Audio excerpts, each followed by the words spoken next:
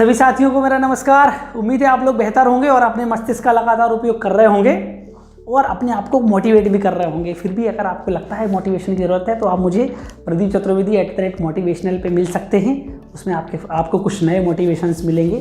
खैर, अभी हम बात कर रहे हैं केमिस्ट्री की, और केमिस्ट्री में आज हम पढ़ने वाले हैं परमाणु संख्या, यानी कि परमाणु क्रमांक। बहुत ही आसान टॉपिक है, आपने कई बार इसको पहले पढ़ा होगा, सुना होगा, समझा होगा। थोड़ा आज नए तरीके से समझ लेते हैं।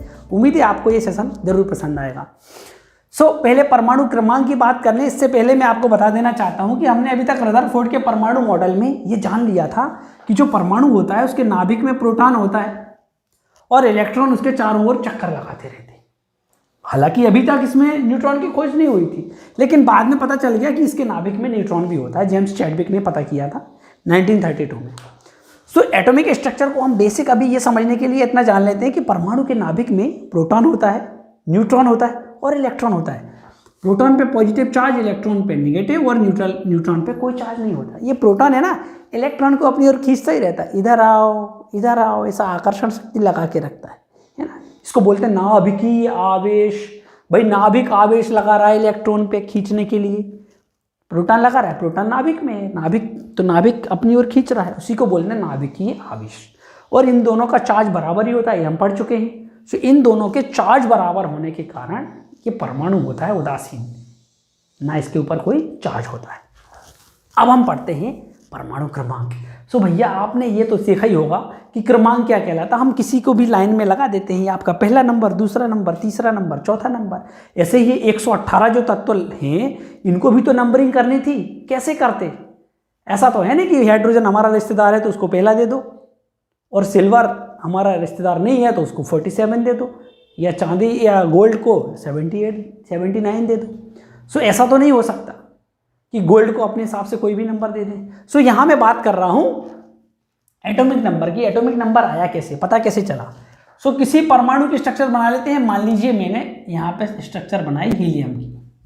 हीलियम का ये परमाणु है, इसके नाभिक में 2 प्रोटॉन है और 2 न्यूट्रॉन है और 2 इलेक्ट्रॉन ही इसके चारों ओर चक्कर लगा रहे हैं। हमने वैज्ञानिकों ने क्या किया, बहुत सारी स्टडीज की, अलग अलग तत्वों को निकाला, परमाणुओं को, और उन तत्वों पे स्टडी की कि किस परमाणु के नाभिक में कितने प्रोटॉन हैं। जिस परमाणु के नाभिक में जितने प्रोटॉन वही उसका क्रमांक। भैया हीलियम को उठाया, हीलियम आ रहा था पहले, मेरे को नंबर दे तो एक, सबसे पहला नंबर मेरा आएगा। जब उसको चेक किया तो इसके नाभिक में प्रोटॉन की संख्या 2। अरे बोले भाई तुम्हारे 2 हैं तुम प्रोटॉन, तो तुम्हारा नंबर दूसरा है। हाइड्रोजन के नाभिक में 1 प्रोटॉन है तो उसका नंबर पहला है। जिसके नाभिक में जितने प्रोटॉन होंगे वही उसका नंबर होगा, वही आगे आएगा। हाइड्रोजन के नाभिक में प्रोटॉन निकला 1 तो उसका परमाणु क्रमांक हो गया 1। क्रमांक क्या, तुम पहले लग जाओ यार, छोटे हो, आगे आ जाओ, ऐसे ही समझ लो। उसका नंबर हो गया 1। हीलियम के में 2 है तो उसका नंबर हो गया 2। लिथियम के में प्रोटॉनों की संख्या कितनी है, 3, तो उसका नंबर हो गया 3। अब आपको ये समझ में आ रहा होगा कि कोई भी परमाणु है उसके नाभिक में जितने प्रोटॉन होंगे उतना ही होता है उसका परमाणु क्रमांक। अब यहाँ पे एक प्रश्न और आता, भैया जितने प्रोटॉन होते हैं उतने इलेक्ट्रॉन भी तो होते हैं हर एक परमाणु, तो इलेक्ट्रॉन की संख्या को भी तो हम बोल सकते थे कि ये भी तो परमाणु क्रमांक हो सकती है, बोल सकते थे। लेकिन इलेक्ट्रॉन क्या है, जब रिएक्शन होती है तो अपने घर से बाहर भी चला जाता थोड़ा घूमने, है ना। लिथियम ने रिएक्ट किया और Li+ बना लिया, अब एक इलेक्ट्रॉन चला गया तो इलेक्ट्रॉन कितने बचे, 2। जबकि प्रोटॉन अपनी जगह से नहीं हिलते। जैसे घर का जो हम गृहिणी की बात करें, अगर कोई हाउसवाइफ है घर में, महिला है हमारी, माताएं बहनें, तो वो घर में ही रहते हैं, पिताजी तो बाहर यहाँ वहाँ जाते रहते, वो स्थायी नहीं है। स्थायी कौन है, प्रोटॉन। प्रोटॉन स्टेबल होता है, इसीलिए प्रोटॉन की संख्या परमाणु क्रमांक। बिल्कुल आसानी से परिभाषा लिख लो, किसी परमाणु के नाभिक में उपस्थित प्रोटॉनों की संख्या को उस परमाणु का परमाणु क्रमांक या परमाणु संख्या कहते हैं, atomic number. The number of protons present in the nucleus of any atom is called atomic number. अब हम बात करते हैं एटॉमिक मास की, यानी कि परमाणु द्रव्यमान की।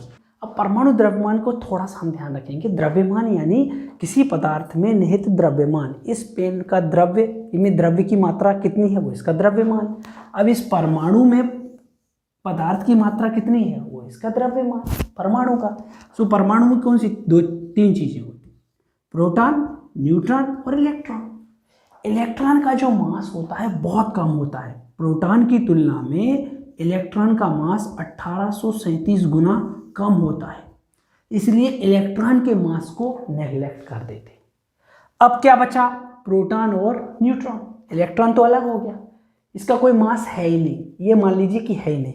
सो इतने तीन में से एक तो चला गया, अब बचे दो, प्रोटॉन और न्यूट्रॉन। सो प्रोटॉन और न्यूट्रॉन को अगर हम जोड़ दें तो इस परमाणु का मास हमको पता चल जाएगा, बिल्कुल। सो आइए आगे बढ़ते हैं। सो अभी हमने बात की थी कि हीलियम की, इसके नाभिक में 2 प्रोटॉन थे, 2 इलेक्ट्रॉन ही इसके चारों ओर चक्कर लगा रहे थे, है ना, ये हो गया। अगर मैं कहूं कि इसमें न्यूट्रॉनों की संख्या भी 2 ही है, सो इसके नाभिक में 2 प्रोटॉन और 2 न्यूट्रॉन हो गए, इलेक्ट्रॉन इसके चारों ओर घूम रहे हैं। सो परमाणु क्रमांक में हमने देखा था नंबर ऑफ प्रोटॉन्स,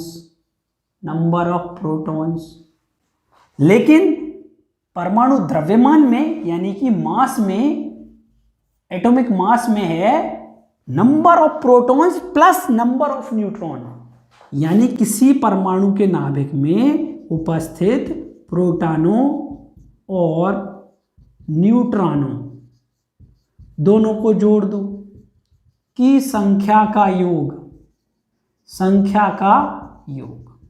जैसे मैं हीलियम की बात कर रहा हूं, इसके नाभिक में प्रोटॉन कितने हैं, 2, न्यूट्रॉन कितने हैं, 2, 2 और 2 कितने हो गए, 4, यानी इसका एटॉमिक मास हो जाएगा 4 हीलियम का।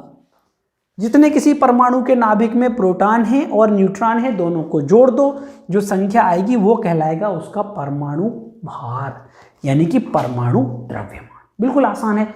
आइए अगर इससे मैं एक और सॉल्व कराने का प्रयास करता हूं क्वेश्चन। अगर मैं कहूं कि हीलियम का परमाणु क्रमांक 2 है और परमाणु भार 4 है, तो इसमें न्यूट्रॉन कितने हैं, बिल्कुल आसानी से 4 - 2 बराबर। एक और करते हैं, मैं बताता हूं आपको सोडियम का। अगर मैं आपसे कहूं कि सोडियम का परमाणु भार यानी परमाणु द्रव्यमान 23 है और परमाणु क्रमांक जो है 11 है, अब मैं इसमें पूछूं कि इसमें न्यूट्रॉनों की संख्या कितनी है। सो ये तो हो गया परमाणु द्रव्यमान और ये हो गया परमाणु क्रमांक। अब परमाणु क्रमांक 11 है सोडियम का, इसका अर्थ ये है कि 11 ही इसमें प्रोटॉनों की संख्या है। प्रोटॉनों की संख्या कितनी है, 11, प्रोटॉनों की संख्या हो गई 11। और परमाणु द्रव्यमान 23 है, तो ये क्या हो गई, प्रोटॉन और न्यूट्रॉन दोनों की संख्याओं का योग। ये केवल प्रोटॉनों की संख्या थी, 23 क्या है, प्रोटॉन और न्यूट्रॉन दोनों की। अब आपको निकालना क्या है, न्यूट्रॉन। तो भैया 23 जो प्रोटॉन और न्यूट्रॉन हैं, इनमें से जो 11 ये हैं प्रोटॉन, ये हटा दो, यानी 23 - 11, तो 12 क्या आ जाएंगे, न्यूट्रॉन। बहुत आसान है, 1-2 बार प्रैक्टिस करके देखिए, 2-4 ऐसे एलिमेंट्स के बारे में जानकारी निकालिए, एटॉमिक मास निकालिए, पीरियोडिक टेबल देखिए, अच्छे से पढ़िए, आपको बहुत आसान लगने लगेगा और इससे बहुत सारे क्वेश्चन सॉल्व करने में आपको आसानी के लिए क्वेश्चन है, क्लोरीन का परमाणु भार 35.5 होता है, क्यों? पता करिए कि ये पॉइंट कहाँ से आ गया, न्यूट्रॉन और प्रोटॉन टूटा थोड़ी है, फिर ये कैसे आ गया 35.5। सो ये क्वेश्चन मैं आपको नेक्स्ट वीडियो में सॉल्व करूँगा। तब तक ऐसे ही लगातार मेरे साथ बने रहिए, मिलते हैं नेक्स्ट वीडियो में, तब तक के लिए नमस्कार।